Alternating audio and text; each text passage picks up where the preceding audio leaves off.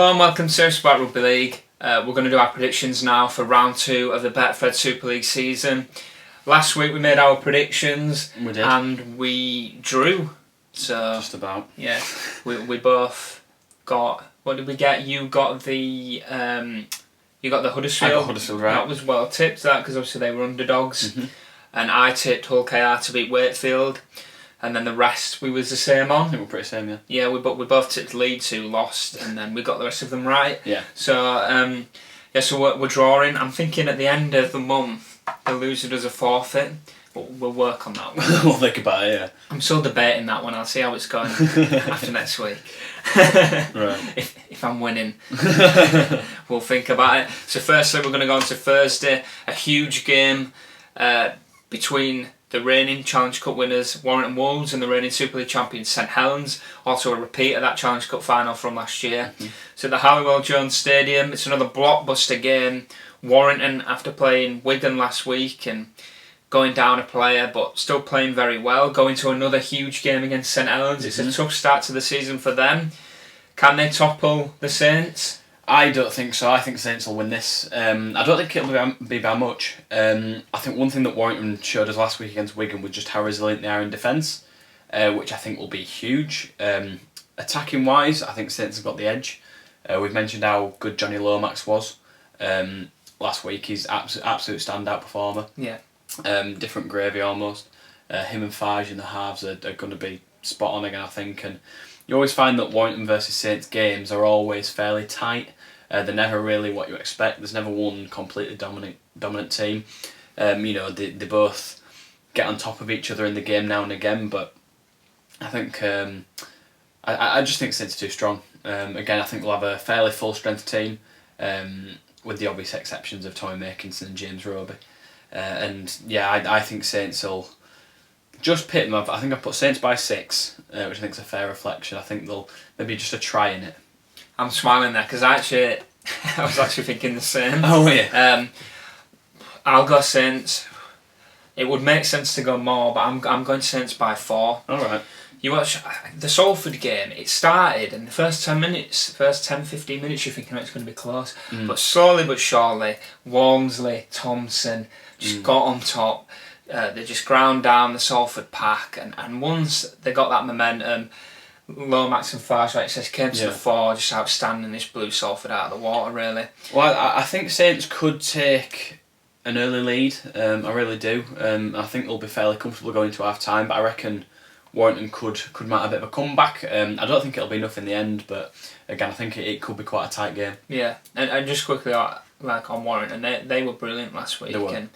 And to go down a player, and they went down to obviously 11 at one point, and they're still stuck in there, and they're still at the end. I thought, if they get a draw out of this, it's one of the results of the season on the first game of the season. But yeah, I think Saints will just be that little bit too strong. And we move on to Friday. We've got a couple of great games, and we're going to start off at Castleford, who face Wigan, and this is an intriguing clash because Castleford were really quite impressive against Toronto. I don't think it was the best quality of games, but I've certainly been one of them that has been shouting up that half-back partnership between Richardson and Truman, and probably banged on about it a bit too much, to be honest, but it really didn't disappoint. And Danny Richardson in particular was really, really good in that game, and they were the better team against Toronto, and Castleford, they always seem to have good structures, they all seem to run good lines, they always seem to be quick, and that's just a Darryl Powell coach team. I think they're just well coached, and they're all on the same wavelength, and for Wigan, who I think probably could have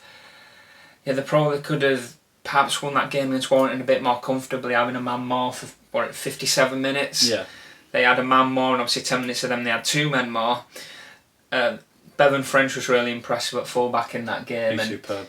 And again, it's a really difficult one to call. I think it's a really good old school fixture, this Casby Wigan, and I'm actually going to go with home advantage. I think Cass might pip it. Really? I think Cass might nick this one. Yeah, I really thought they were quite good against Toronto, and I think I'm going to go Cass. Cass would buy 2 points. 2 points. Well, I'm going to go against that. I think Wigan will just have too much. I think their quality is one of the best in the league in terms of personnel. We saw what Bevan French was like. I think there's so much more to come from him even this year. I think he could be a solid Man of Steel contender even. Right. I'd go as far as saying that. I think he looked electric against Warrington, and it'll be interesting to see how someone like him copes with that pitch down at Cass. It's renowned for how old school it is, and that it's quite a narrow pitch and don't offer much space. But I think Wigan have definitely got it within them to unlock that and be able to break Castleford down, especially in the forwards. I think Wigan's young forward pack is just constantly impressing, and that's not going to let up anytime soon. So I think we'll. I don't think it'll be so comfortable as sort of 18 to 20 points. I've gone by Wigan by 10. I think it'll be a couple of tries to the good. They won't keep Cass scoreless, I don't think. I think Cass will get a couple of tries maybe, but I think Wigan by 10. Interesting. And also on Friday night is the Hull derby. Now this is such a good start to the season, and this is going to be a really interesting game. The people of Hull are going to be so up for this one after they both started the season so well. It's at the K-Com, so I'll FC with home advantage. Jack, which way have you gone? I can't see past a Hull victory, to be honest. I think Hull will run away with this game. We've seen in the past couple of years the derbies are very much. I think Hull have dominated the most of them, and KR have had the couple of odd decent victories, but I think Hull look too strong. We saw what they were like against Leeds, how much they dominated that Leeds pack, and how explosive and just sharp the backs were. I think that really stood out for me, and I think it'll be the same again. Hull KR, a gutsy win against Wakefield on Friday. They ground that out and did really well to get the victory, but I think it's a completely different kettle of fish coming up against Hull, and in a game of that magnitude, especially going away to the K-Com as well. I think that's going to add even more pressure and make it even more difficult for KR to get a handle on that game. I think Hull will dominate. I've gone them by 16. I think it'll be a pretty convincing win for the Black and Whites. Yeah, I'm with you on that one. I did actually call the Hull KR win last week, like I say, and I'm just on a feeling they would get that win with being talked down so much, but this is a different level. This Hull FC team, they were really, really good at Leeds, and that pack you can't ignore. Manu Matu looked really, really good, and carrying that ball, and Liggy Sow, and just so many big players, just relentless, wasn't it? And Hull KR did do well. Ben Crooks, shout out to him for getting those 4 tries. He'll be one of the players going back to his old team, but I'm with you. I think with home advantage, and I think these two teams, although they have both started the season with a win, I do think they are going to be at opposite ends of the table. So I'm going to go with the Black and Whites. I'm going to go by 18. So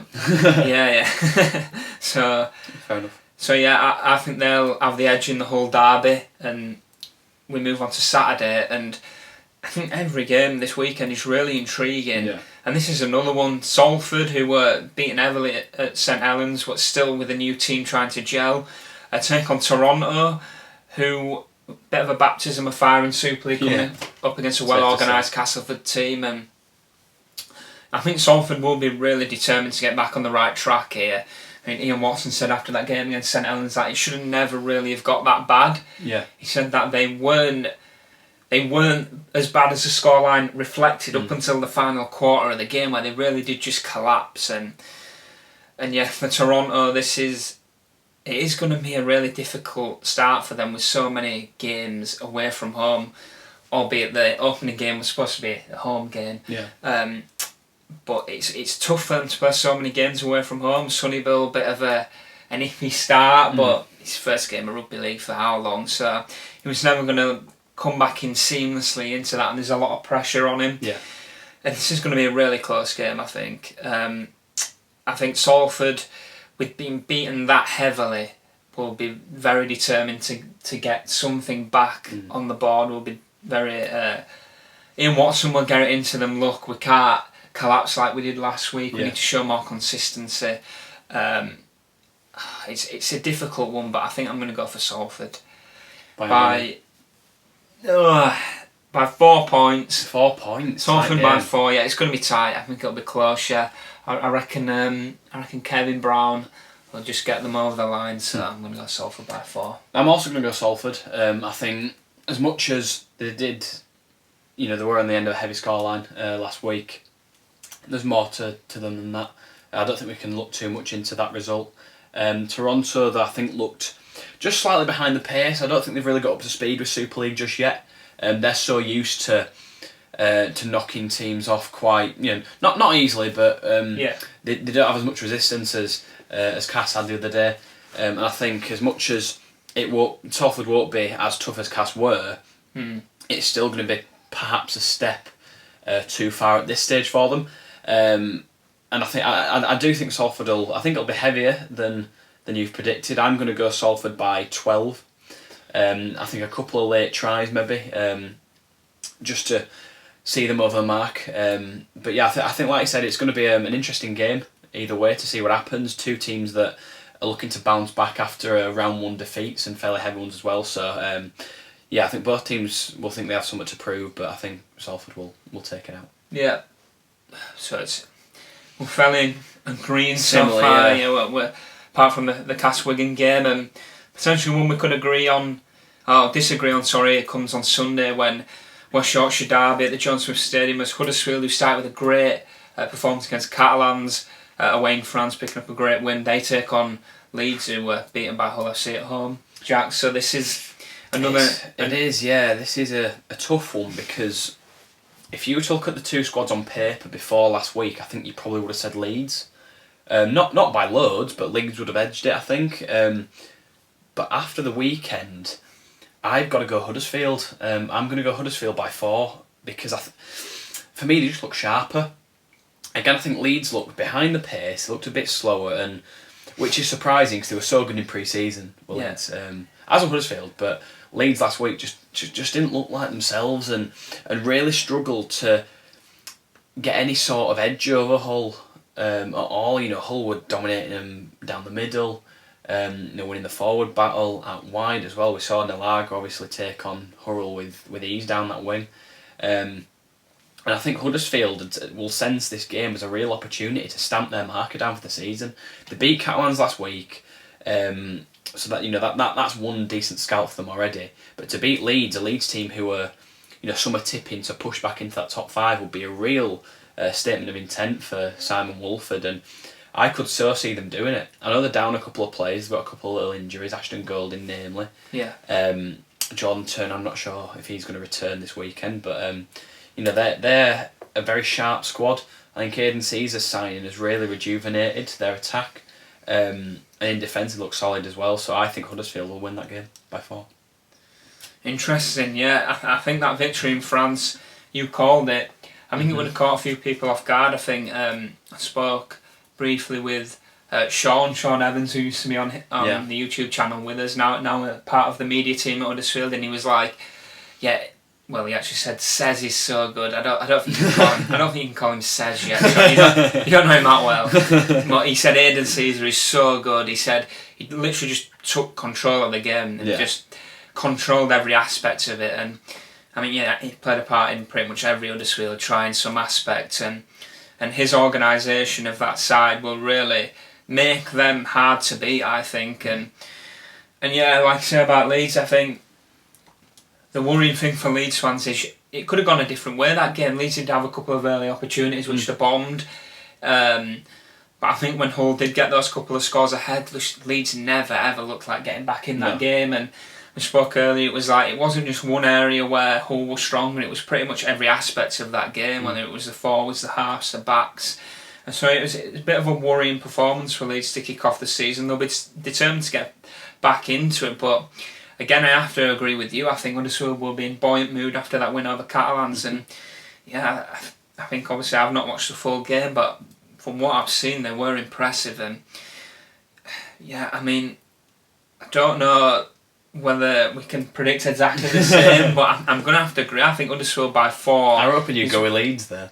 Yeah, Huddersfield by 4. That's the way I'm going with it. Yeah. I can't see any other result. And also taking place on Sunday in West Yorkshire, Wakefield against Catalans.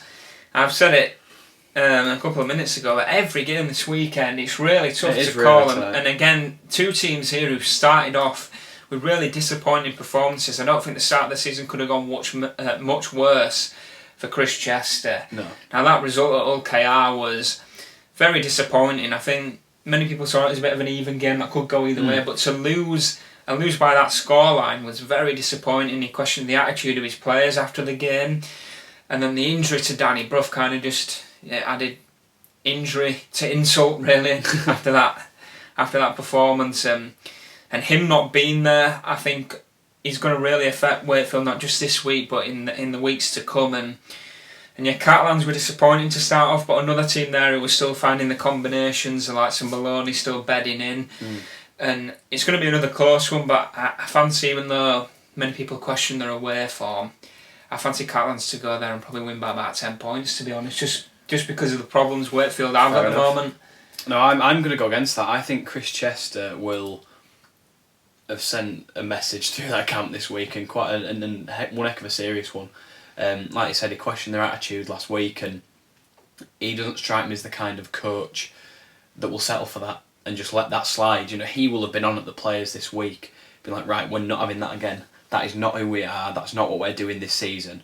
And they will be able to prove something against Catalans. They really, really will. And for me, that sheer desire to prove themselves and show what they are actually capable of this year will shine through and could well, win them the game. And I reckon it will. I think you mentioned Danny Brough's injury, which is a huge blow. But at the same time, they've got the likes of Ryan Hampshire who can go in there, guys that can fill in at fullback as well. So I don't think it's a huge, as much as Danny Brough is a huge influence on their team. There are, they're not in dire straits. They're not in a position where they can't replace him. So I'm going to go Wakefield by 6, which is a controversial one. But for me, I think on home soil, first home game of the season, they'll be looking to give the fans something to cheer about down at Bellevue. And like you mentioned, Catalans can struggle when they're on the road, so I think that could play into the game as well. So yeah, it's a different one, but I'm going to go Wakey by 6. So we've disagreed on 2 again. So we have 2. It's going to be another draw. But yeah, we'll find out which way this week's games will go. It's another, like we said, it's another interesting round of fixtures. Very closely fought games we're expecting. Let us know which teams you're predicting to win. Let us know your predictions, by how many. Whether you agree with what we're saying, probably not. I won't agree with us, but we'll see. We'll see what happens this weekend. Should be another great round of Super League fixtures. Please don't forget to subscribe to this video. And just lastly, if anybody's interested in these t-shirts, what we've started to put together, then give us a shout. We may start to sell them depending on the interest, but we'll see how things go with that. And we'll see you next week for another round of predictions. Jack, you're going to be back? I will be back. We'll see you then.